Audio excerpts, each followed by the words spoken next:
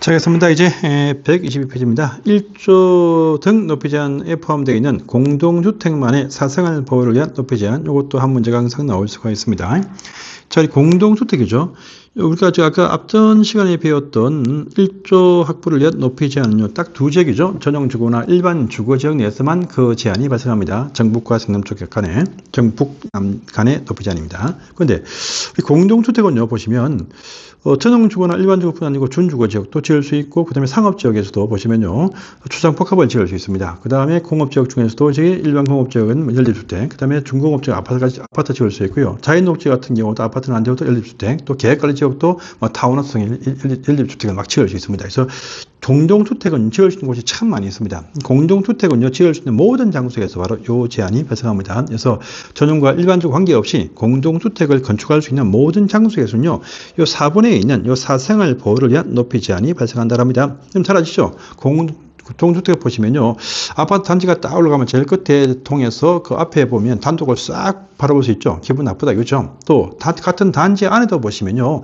101동 간에 마주보고 있으면 앞에서 딱 보면 싹 다 보면 지금 강의하고 있지만 저 맞은편에 보시면요, 지금 제일 끝에 라인만 보이지만 7개의 집이 창문이 다 보입니다. 거실이 다 보입니다. 그럼 제가 마음 먹고 불 끄고 여기서 보면 싹 다 보인다, 그렇죠? 기분 나쁘다 이겁니다. 그래서 공동주택을 지어지면 옆에 있는 대지의 사생활 침해될 수 있고, 같은 단지 내에서도 동동 간의 사생활 침해가 발생할 수가 있습니다. 바로 그 제한이 좀 띄워서, 그건 조금 다 보이지만 좀 띄워서 좀 덜 보이게 하겠다는 의미가 포함이 되어 있겠죠.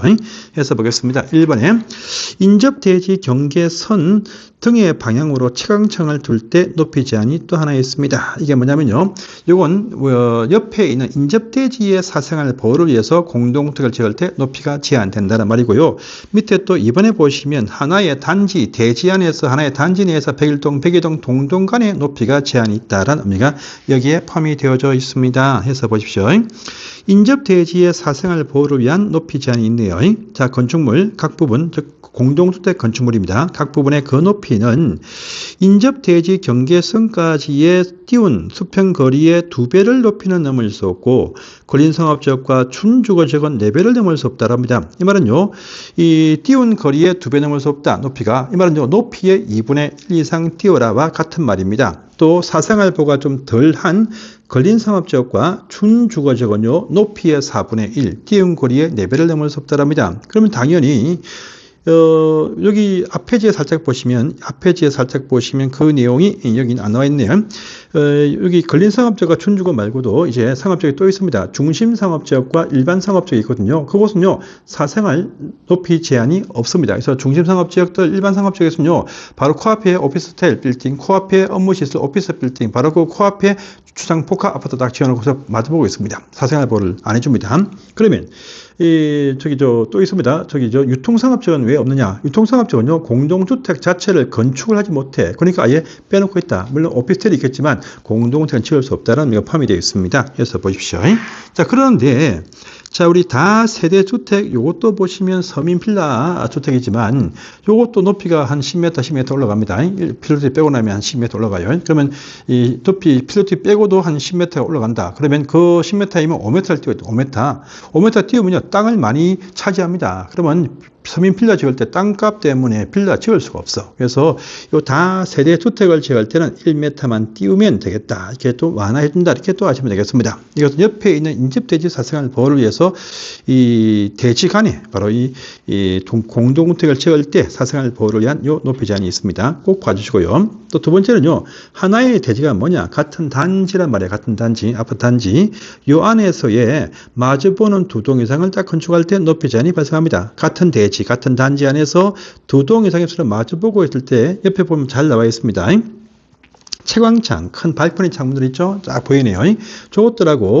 요것들이 바라보는 것이 서로 마주보거나 측면을 바라보거나 해도 전부 다 건물 각 부분 높이의 0.5배 이상을 띄운다랍니다. 0.5배 이상. 근데 그 도시형 생활주택이라고 하는 서민 주관중에서 만든 요거 띄울 때는요, 0.25배 조금 더 단축된다라고 합니다. 그래서 도시형 생활주택 가보시면 좀 답답한 면이 좀 있습니다. 단지가 나와도. 그래서 이 0.5배 이상을 띄운다. 이것이 이것이 한 10년 전만 해도 한 배 이상에서 한 배에서 연식이 좀 된 아파트는요, 이 동동간에 딱 넘어져도 안 닿게끔 띄워져 있지만, 근래에 신축되어 있는 아파트는 모양틀을 이렇게 해가지고 잘 안 보이게 하겠지만, 이 0.5배로 완화되어서 그렇게 건축이 되고 있습니다. 자, 보시고요. 그 다음에 또 그 밑에 보시면요, 10번 보시면 건축물, 우리 아파트 건축물 백일동하고 부대시설, 복리시설, 상가나 관리사무실에 마주 봅니다. 이때는요, 부대, 복리, 상가나 관리사무실 그 높이 한 배만 띄우면 돼요. 상가 해봐야 3층, 관리사무실 2층, 그 높이에 한 배 이상만 띄우면 된다는 말입니다. 자, 또 T번 보시면 채광창이 없는 벽면과 척벽, 저 채광창이 없는 복도라든지 채광창이 없는 그 벽과 척벽일 때는 8m만 띄우면 된다라고 합니다. 그래서 우리가 기역자, 니은자 등이 나온다 보면 됩니다. 자, 척벽과 척벽 사이죠. 요 사이에는 4m 이상은 띄워서 건축 설계를 해야만이 공동주택 건축물의 사업계획 승인 등이 납니다. 자, 그리고 또 예비편 보시면요. 이건 뭐냐? 요건요, 타워식 아파트입니다. 위에 박스 이거 좀 판상형, 서로 판상형, 공기가 잘 통하는 판상형이죠. 근데 뭐 한 라인당 뭐 중복돼가지고 뭐 몇 개씩 있는 요 타워식 아파트는요, 좁고 높게 올라갑니다. 밑에 있죠, 밑에 타워식 아파트는요, 모든 세대가 1층이라도 동지날 기준에서 오전 9시에서 오후 3시 사이에 2시간 이상 계속 일조 확보할 수 있는 거리 이상이면 된다. 이건요, 타워식은 좁기 때문에 이 판상형은 펼쳐지니까 그림자가 넓습니다. 타워식은 좁아. 그러니까 해가 싹 돌면서 다 비춰준다는 의미가 포함이 되었죠. 이 타워식 아파트의 높이 제한은 이렇다. 판상형은 이렇다. 이렇게 하시면 됩니다. 그러면서 2층 이하이면서 높이가 8m 이하인, 이건 답보세요. 2층 이하이면서 동시에 8m 이하가 되는 이 건물들은요, 1조 높이 제한 등 전체를 적용하지 아니할 수 있다. 보이죠? 2층 이하이면서 이면서 동시에 8m 이하입니다. 또는 하면 안 됩니다. 이때는 보시면 전체 높이 제한 다 받지 않게, 그 가로구역 말고 1조 등 제한 다 받지 않게 할 수가 있다라고 합니다. 이것도 봐주세요. 자, 그러면서 다음 페이지 갑니다. 123페이지입니다. 특별 건축구역 이라고 하는 부분이 있죠. 자, 지금부터는요, 이게 높이 제한까지는 됩니다. 높이 제한까지는 건축 제한, 건축 규제였습니다. 그런데 지금부터는 특별 건축구역, 특별 가로구역, 또 건축협정과 결합건축이라는 요 네 가지는 그 제한을 풀어주는, 특혜주는 완화되는 특별한 곳이다. 이렇게 하시면 돼요. 그래서 이제부터는 건축 제한의 완화, 특례 지역이다. 이렇게 하시면 됩니다. 자, 특별 건축구역이 첫 번째 특례고, 요거 딱 떠올리시면요, 서울 인근에 있는 분들은 서울의 롯데 잠실, 롯데 월드를 떠올리시고요. 또 저기 어딥니까? 경남 쪽에 있는 분들은 부산 해운대 가시면 더 LCT를 떠올리시면 됩니다. 그 위에 뭐 대구라든지 광주라든지 대전은 특별 건축구역으로 볼 만한 그런 특별한 건물이 없네요. 하여튼 저기 서울과 부산에 가보시면 특별 건물이 롯데월드, 롯데 더 LCT인가 그거 해운대에 있습니다. 그 두 가지가 그렇다 보면 돼요. 지금 이 그림은 바로 해운대 더 LCT 보이네요. 여러분 딱 보세요. 그림 사진 딱 보시면요, 이 해운대입니다. 부산 해운대인데 해운대 저 위에 뒤에 장산 쪽에서 찍은 것 같은데요. 자, 보니까 어떻습니까? 그 인근에 보시면 이거 백석구 해가지고 뭐 이것도 보면 참 높은 건물이 많아. 그런데 그 높은 건물들이 애기처럼 보입니다. 얼마나 거대합니까? 이 보기가 별로시죠? 저도 딱 보니까 뭐 앞에서는 몰라도 뒤에서 보니까 영 뭐 경관을 망치는 그런 건물처럼 보입니다. 왜?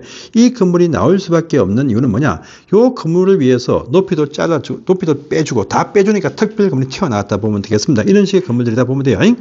해서 보겠습니다. 이러한 건축물들은요, 마음대로 손을 못 대. 그래서 국가에서 국토교통부 장관이 또 시도급에서 요자장소를 지정을 할 수가 있습니다. 할 때 보시면요, 어떤 사업자들의 신청을 받거나 신청할 때도 직권적으로 지정할 수 있습니다. 자, 그런데 각종 어떤 사업을 한 다음에 사업하는 지역 전체나 일부에 대해서 다 지정할 수 있어요. 이렇게 보시면 되는데, 지정할 수 없는, 절대 할 수 없는 금지되는 지역, 이게 참 중요하죠. 시험에 벌써 3번, 4번째 나왔습니다. 해서 보시고요. 다음에 지역은 지정할 수 없다랍니다. 어떤 곳이냐입니다. 그린벨트, 개발 제한 구역, 풀면서까지 못합니다. 자연공원, 국립공원입니다. 풀면서 못한다.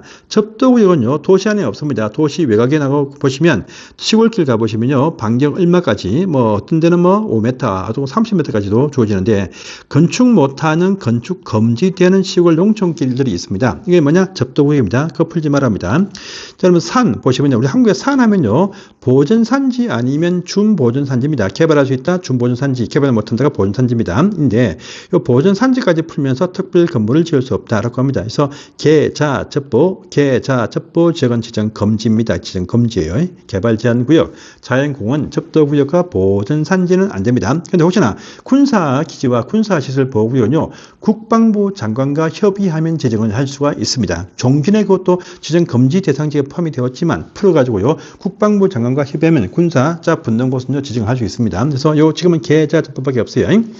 자, 지정 절차 뭐 무시하시고 넘어가십시오. 보시고요. 지정 해제편 봅니다. 자, 지정을 했습니다. 했지만요. 요 신청을 통해서 지정을 받았는데, 요 신청을 해서 지정해 줬는데 5년 되어도 그 목적에 맞는 건축물 착공을 못하네. 그러면요. 지정을 해제할 수 있다 해 가지고 요 근래에 보시면 서울시에서 지정해 줬는데 저기 삼성동에 현대자동차 100층짜리 짓는 사업 건물 그들이 사업성이 안 나오니까 50층으로 잘라서 통을 쪼갠다 하니까 특별 건축구역 지정 목적에 부합되지 않는다. 그래서 지정 취소한다 해 가지고 재판 아직 하고 있습니다. 그런 내용도 있습니다. 자, 지정 효과편 보시면요. 특별한 건축물 지으려면 특별한 혜택을 줘야 돼요. 특혜를 줘야 돼요. 특혜가 무엇이냐? 오른편에 나와 있습니다. 있어요. 자, 적용 배제 조항이 딱 보이죠? 요걸 빼주니까 특별한 건물이 나오네요. 또 통합 적용해주니까 특별한 건물이 나올 수가 있습니다. 이거 중요하죠. 그래서 계자접보를 외우시고 적용 배제 대상 조항 외우시고 통합 적용 조항 꼭 외우세요. 자, 먼저 적용 배제 조항이 무엇이냐? 조건이 무엇이냐? 용공주다. 이렇게 저는 외웁니다. 조건이 용공주다. 조건이 무엇이냐? 용공주다. 또 부미공이다. 이렇게 외웁니다. 미부공 하시든지 쉽게 외우십시오. 편하게 외우십시오. 자, 조경 설치 조항을 빼줍니다. 특별 건물 지을 때 조경까지 뭐 10% 하라, 20% 하라 하면 참 이게 애매해집니다. 빼줍니다. 자, 건폐율을 빼줘요. 특별한 건물 지을 때 롯데 여기 보시면요. 여기 더 LCT가 필지가 3개야. 필지가 3개인데 다 보시면은요. 건물을 붙여서 건축을 밑단에 한 8층, 9층 하고 난 다음에 그걸 쫙쫙 이렇게 위에 올라갑니다. 건폐율 안 띄고 빡 붙여놨습니다. 100% 다 채웠습니다. 그 말입니다. 용적률. 이걸 빼주니까 돈만 되고 기술력만 있으면 바벨탑도 지을 수 있습니다. 또 요 세 대지간에 그건 붙어 있죠. 안 띄웠지. 대지간에 공지 안 띄우니까 특별한 건물이 나올 수 있고 이 높이 제한 빼주니까 치고 올라간다. 이렇게 또 아시면 됩니다. 요 속에 아파트가 있습니다. 아파트. 요 두 동은 아파트예요. 아파트인데 요 안에 애들 놀이터 있습니까? 놀이터는 없고요. 무슨 뭐 4층인가 옥상에 보니까 뭐 6층 옥상에 보니까 뭐 애들 워터풀 아예 막 풀 통째로 있는데 공짜가 아니고 다 돈 주고 입방합니다. 그렇게 한다는 것이죠. 이 빼주니까 이것들 지을 수 있다. 그래서 조건이 용공주를 빼주니까 이런 식의 건물 나올 수 있고요. 여러분들 항상 일정 규모가 딱 되어지면요. 미술 작품을 설치를 꼭 해야 됩니다. 미술 작품 3개 따로 하지 말고 한 개로 통합한다는 말이고요.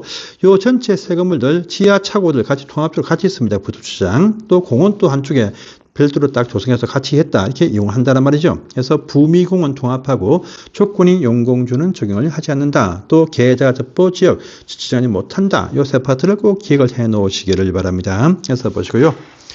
자, 그 다음에 그 밑에 특별 가로구역이 뜹니다. 이건 가로구역. 도로 둘러싸여 있는 일단의 지역들인데 특별하게 가로를 정해서 뭔가 혜택을 주겠다는 말인데 뭐냐 하면 잘 보세요. 국토교통부 장관도 할 수 있고 이건 시군 구청장을 포함한 허가권자가 다 정할 수 있는데 경관지구와 미관 목적의 지구 단위 계획구역이란 요 장소 안에도 이 가로구역이니까 어떠한 도로 인근 장소에 특별 가로구역을 정할 수 있다라죠. 이건 어떤 도로 인근 장소 때문에 특별 가로구역인데 그러면요 특별 가로 정할 수 있는 그 도로가 어디냐가 또 중요합니다. 그래서 딱 보시면요. 건리보문조례 이렇게 외우십시오. 건축선 후퇴에서 발생한 도로 인근 장소, 리모델링 활성화 필요한 지역 안에 있는 도로 인근 장소, 자동차가 아니고 보행자 전용 도로 인근 장소, 또 문화지구 안에 있는 도로 인근 장소입니다. 여러분들 보행자 전용 도로 서울 가시면 신촌에 있습니다. 또 문화지구 인사동 거리가 문화지구입니다. 이런 식의 도로 딱 막아가지고 인사동 문화의 거리 이렇게 만든다면 좀 한마디로 막 젊은이의 거리, 뭐 축제의 거리, 무슨 뭐 카페 거리, 무슨 뭐 이런 식의 거리를 만든다라는 의미가 이게 포함이 되어 있어요. 그 특색 있는 거리 만들려면 미간을 풀어주고 경관을 풀어줘야 특별하게 특색 있게 막 나온다. 뭐 중국인 거리, 차이나 거리 등이 여기에 다 포함이 되었다 이렇게 하시면 됩니다. 그래서 건립 보문 조례 이렇게 해서 딱 체크를 해주세요. 해서 보시고요. 오른편에 살짝 보시면 특별 건축구역을 통과했지만 그 안에 특례 적용 대상이 참 많거든요. 참 많은데 혹시나 모릅니다. 공동주택은 100세대 이상 나올 때, 단독은 한옥이 10동, 기타 단독은 30동 이상 나올 때 이런 식의 건축물이 특례 적용 상이 될 수 있다. 요까지만 살짝 체크해 주시고 건축협정부터 이해하시는 분들은 나머지는 다음 시간에 보겠습니다.